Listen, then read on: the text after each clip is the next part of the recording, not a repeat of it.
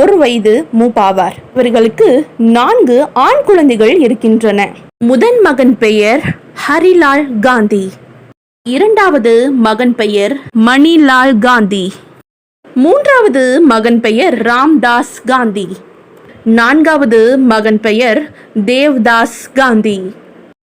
மது, மாது, மாமிசம் ஆகிய 3ஐயும் தொடமாட்டேன் என சத்தியம் செய்துவிட்டே லண்டன் சென்றார் காந்தி.